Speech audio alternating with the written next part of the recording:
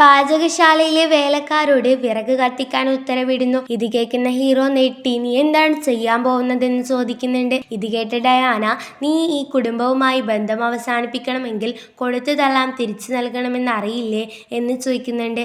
അത് കേട്ട ഡേവിഡ് കുടുംബവുമായി ബന്ധം അവസാനിപ്പിക്കുമ്പോൾ നിന്റെ കയ്യിലെ ഏറ്റവും വിലപിടിപ്പുള്ളത് തീയിൽ ഇടണം, അല്ലെങ്കിൽ നീ അതിലൂടെ നടക്കണമെന്ന് ഡയാനയെ സപ്പോർട്ടാക്കി പറയുന്നു. പിന്നെ കാണിക്കുന്നത് രാജകുമാരനായ റയാനെയാണ്. അത്രയും സമയം അവിടെ നടന്നതെല്ലാം രാജകുമാരന്റെ സേവകൻ കാണുന്നുണ്ടായിരുന്നു. അയാൾ അത് രാജകുമാരനോട് പറയുകയും നിങ്ങളുടെ ഭാര്യയെ അപമാനിക്കുന്നുണ്ടെന്നും പറയുന്നു. ഇത് കേൾക്കുന്ന രാജകുമാരൻ കുതിരപ്പുറത്ത് വേഗത്തിൽ അങ്ങോട്ടേക്ക് പോകുന്നു. പിന്നെ കാണിക്കുന്നത് നമ്മുടെ ഹീറോയുടെ വീട് തന്നെയാണ്. നമ്മുടെ ഹീറോ ഈ തീയിലൂടെ എനിക്ക് നടക്കാൻ പറ്റില്ല എന്ന് പറയുന്നുണ്ട്.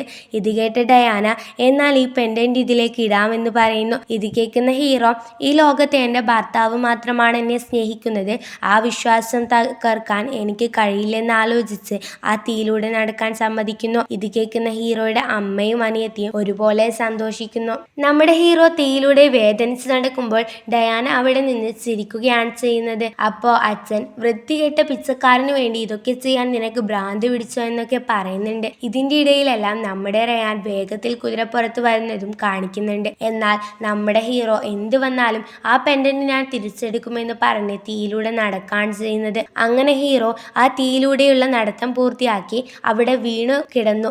അവിടെ കിടന്നു തന്നെ ഡയാനയോട് ആ പെൻഡന്റ് തിരിച്ചു ചോദിക്കുന്നുണ്ട്. എന്നാൽ ഡയാന വളരെ ക്രൂരമായി ആ പെൻഡന്റ് നമ്മുടെ ഹീറോയിൽ നിന്നും കുറച്ച് അകലെ വെച്ചിട്ട് അത് വന്ന് എടുത്തോളാൻ പറയുന്നു. അത് കേൾക്കുന്ന ഹീറോ വളരെ കഷ്ടപ്പെട്ട് എഴഞ്ഞുപോയി ആ പെൻഡന്റ് എടുക്കുന്നു. അത് കണ്ട് ഡയാന തീയിൽ പഴുപ്പിച്ച ചൂടുള്ള ചട്ടുകം എടുത്ത് അവളുടെ മുഖത്ത് പിടിച്ച് നീ എല്ലാരെയും നാണം കെടുത്തിയില്ലേ, ഞാൻ നിന്നോട് അപ്പോഴേ പറഞ്ഞതല്ലേ പിച്ചക്കാരനെ കല്യാണം കഴിച്ചാൽ ഒരു സുഖവും ഉണ്ടാവില്ല എന്നൊക്കെ പറഞ്ഞ് ആ ചട്ടുകം അവളുടെ മുഖത്ത് വെക്കാനായി പോകുമ്പോൾ നമ്മുടെ രാജകുമാരനായ റയാൻ അമ്പ് കൊണ്ട് അതിനെ തെറിപ്പിക്കുകയും നിങ്ങൾക്കാർക്കും അവളെ തൊടാൻ അവകാശമില്ലെന്നും പറയുന്നു. എന്നിട്ട് റയാൻ നമ്മുടെ ഹീറോയെ ചേർത്ത് പിടിച്ച് ഞാൻ കുറച്ച് വൈകിപ്പോയി, എന്നോട് ക്ഷമിക്കെന്ന് പറയുന്നു. അപ്പൊ തന്നെ ഹീറോയുടെ അമ്മ പിച്ചക്കാരനായ നിനക്ക് ഇത്രയും നല്ല വസ്ത്രവും ജോലിക്കാരെയും എവിടെ നിന്ന് കിട്ടിയെന്ന് ചോദിക്കുന്നുണ്ട്. അത് കേൾക്കുന്ന ഡയാന അപ്പൊ രാജകൊട്ടാരത്തിൽ ചെറിയ ഒരു പണി കിട്ടിക്കാണും, അവിടെ നിന്ന് ഇതൊക്കെ മോഷ്ടിച്ചതായിരിക്കുമെന്ന് പറഞ്ഞ് അപമാനിക്കുന്നുണ്ട്.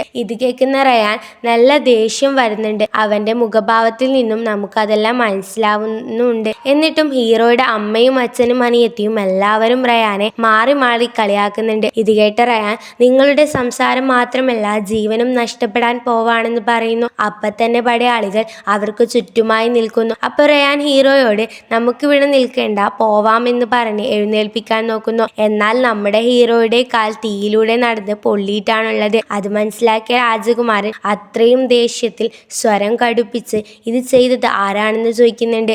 ഇത് കണ്ട നമ്മുടെ ഹീറോ അവന്റെ കയ്യിൽ പിടിച്ച് സാരില്ലാന്നും പറയുന്നുണ്ട്. അപ്പോൾ റയാൻ ഡയാനയെ കൂർപ്പിച്ച് നോക്കുന്നു. ഇത് കണ്ട ഡയാന എന്നെ എന്തിനാ ഇങ്ങനെ നോക്കുന്നേ, ഞാൻ ചേച്ചിയെ സഹായിക്കാനാ നോക്കിയത്, ഒരു പൊട്ടിപ്പോയ പെൻഡന്റിന് വേണ്ടിയാണ് അവൾ ഈ തീയിലൂടെ നടന്നതെന്ന് പറയുന്നുണ്ട്. അത് കേൾക്കുന്ന റയാനെ വളരെ ദേഷ്യത്തോടെ നീ ഇനി മിണ്ടിപ്പോവരുത് എന്ന് പറയുന്നുണ്ട്. ഇത് കേട്ട ഡേവിഡ് ഇനി നീ മിണ്ടിപ്പോവരുത്, എൻ്റെ മുമ്പിൽ വെച്ച് അവളോട് ശബ്ദമുയർത്താൻ നിനക്ക് എങ്ങനെ ധൈര്യം വന്നെന്ന് റയാനോട് ചോദിക്കുന്നുണ്ട്. അത് കേൾക്കുന്ന ഡയാനയും വളരെ അഹങ്കാരത്തോടെ എന്നെ എതിർത്താൽ നിനക്ക് കിട്ടാൻ പോകുന്നത് മരണം മാത്രമായിരിക്കും എന്ന് പറയുന്നുണ്ട്. അപ്പോൾ ഡേവിഡും ഇനി എത്ര നേരം നീ ഇങ്ങനെ രാജകുമാരന്റെ വേഷത്തിൽ അഭിനയിക്കുമെന്ന് പറഞ്ഞ് അപമാനിക്കുന്നുണ്ട്. അതോടൊപ്പം നമ്മുടെ ഹീറോയെയും റയാനെയും പുറത്താക്കാൻ ഗാർഡ്സിനോട് ഉത്തരവിടുകയും ചെയ്യുന്നു. ഇത് കേട്ട നമ്മുടെ റയാന്റെ ഗാർഡ്സ് ഹീറോയുടെ വീട്ടിലെ ഗാർഡ്സിനെ തടയുന്നു. അപ്പൊ നമ്മുടെ റയാൻ പുച്ഛത്തോടെ എത്ര ധൈര്യമുണ്ടായിട്ടാണ് നീ എന്നെയും എന്റെ ആളുകളെയും അപമാനിക്കുന്നത്, എന്നിട്ട് തന്റെ ഗാർഡ്സിനോട് ഒരാജ്ഞ പോലെ വാൾ കൊണ്ടുവിടാൻ ഉത്തരവിടുന്നു. ഒരു ഗാർഡ് വാളെടുത്ത് നമ്മുടെ ഡയാനയുടെ കഴുത്തിൽ വെക്കുന്നു. ഇത് കണ്ട ഡയാന ഞാൻ എത്ര വലിയ ആളാണെന്ന് നിങ്ങൾക്കറിയില്ലേ എന്ന് നല്ല പേടിയോടെയാണ് പറയുന്നത്. എന്നിട്ട് ഡേവിഡിനോട് എന്നെ രക്ഷിക്കെന്നും പറയുന്നുണ്ട്. അത് കേട്ട ഡേവിഡ് നിനക്ക് എത്ര അഹങ്കാരം ഉണ്ടായിട്ടാണ് നീ ഇങ്ങനെയൊക്കെ ചെയ്യുന്നത്, ഇവനെ കൊല്ലുന്നവർക്ക് പ്രതിഫലമായി ഞാൻ സ്വർണ്ണ പതകം തരുമെന്ന് ഗാർഡ്സിനോട് ആവശ്യപ്പെടുന്നു. അപ്പൊ റയാൻ തന്റെ ഒരു ഗാർഡിനെ നോക്കുന്നു. അപ്പോ ആ ഗാർഡ് പോയി ഡേവിഡിന്റെ കഴുത്തിലും വാള് വെക്കുന്നു. അത് കണ്ട ഹീറോയുടെ അച്ഛൻ ഞങ്ങൾ എത്ര വലിയ കുടുംബക്കാരാണെന്ന് അറിയോ, ആരാ എന്താ അറിയാതെയല്ലേ നീ ഇങ്ങനെയൊക്കെ കാണിക്കുന്നത് എന്ന് നീ അനുഭവിക്കും എന്നും പറയുന്നുണ്ട്. അത് കേട്ട റയാൻ ദേഷ്യത്തോടെയും പുച്ഛത്തോടെയും നിങ്ങൾ ആരെ ആയാലും എനിക്ക് പ്രശ്നമില്ല,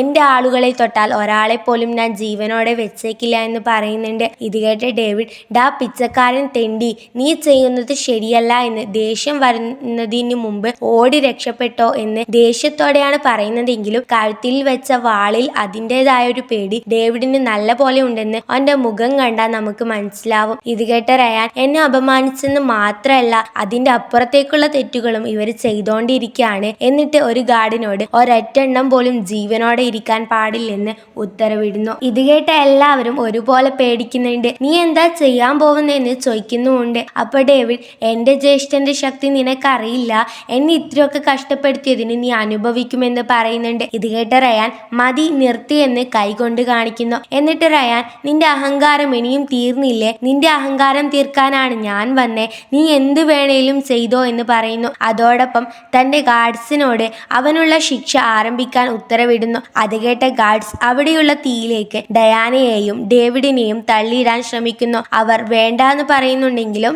അവരത് കേൾക്കുന്നില്ല. ഇങ്ങനെയൊക്കെ കാണിക്കാൻ നിനക്ക് എങ്ങനെ ധൈര്യം വന്നു? നിനക്ക് ജീവനിൽ കൊതിയില്ലേ എന്ന് ദേഷ്യത്തോടെയും പേടിയോടെയും ഹീറോയുടെ അച്ഛൻ റയാനോട് ചോദിക്കുന്നുണ്ട്. അപ്പോഴാണ് ഡേവിഡിന്റെ ജ്യേഷ്ഠൻ അങ്ങോട്ടേക്ക് വരുന്നത്. അത് കണ്ട ഡേവിഡ് ചിരിച്ചുകൊണ്ട്, ജ്യേഷ്ഠ എന്നെ രക്ഷിക്കെന്ന് പറയുന്നുണ്ട്. അപ്പൊ തന്നെ ഡേവിഡ് ഗാർഡ്സിനെ തള്ളി മാറ്റി ജ്യേഷ്ഠന്റെ അടുത്തേക്ക് ഓടുന്നു. എന്റെ അനിയന്റെ ദേഹത്ത് കൈവെക്കാൻ മാത്രം ധൈര്യമുണ്ടോ നിങ്ങൾക്കെന്ന് ആ സമയത്ത് അവന്റെ ജ്യേഷ്ഠൻ ചോദിക്കുന്നു. ശേഷം അയാൾ ചുറ്റുമൊന്ന് നോക്കി, രഹസ്യ കാവൽക്കാർ ഇവരെന്താണ് ഇവിടെയെന്ന് കുറച്ച് ശബ്ദം താഴ്ത്തി പറയുന്നുണ്ട്. ഇത് കേട്ട റയാൻ, അവർ എന്റെ കൂടെ വന്നതാണെന്ന് പറയുന്നു. ഇത് കേട്ട ഡേവിഡിന്റെ ജ്യേഷ്ഠൻ, ഈ ശബ്ദം രാജകുമാരന്റേതല്ലേ എന്ന് പറഞ്ഞ് രാജകുമാര എന്ന് വിളിച്ച് വണങ്ങുന്നു. ഇത് കണ്ട ഡയാനയും ബാക്കിയുള്ളവരെല്ലാം രാജകുമാരനോ എന്ന് പറഞ്ഞ് അത്ഭുതത്തോടെ നോക്കി നിൽക്കുന്നു. അപ്പൊ എപ്പിസോഡ് 4 ഇപ്പൊ ഇവിടെ വൈൻഡപ്പ് ചെയ്യാണ്. ബാക്കി എപ്പിസോഡുകൾക്കായി ചാനൽ മറക്കാതെ സബ്സ്ക്രൈബ് ചെയ്യുക. ഇഷ്ടപ്പെട്ടാൽ ലൈക്ക് ചെയ്യുക. നിങ്ങളുടെ അഭിപ്രായം കമന്റ് ചെയ്യുക.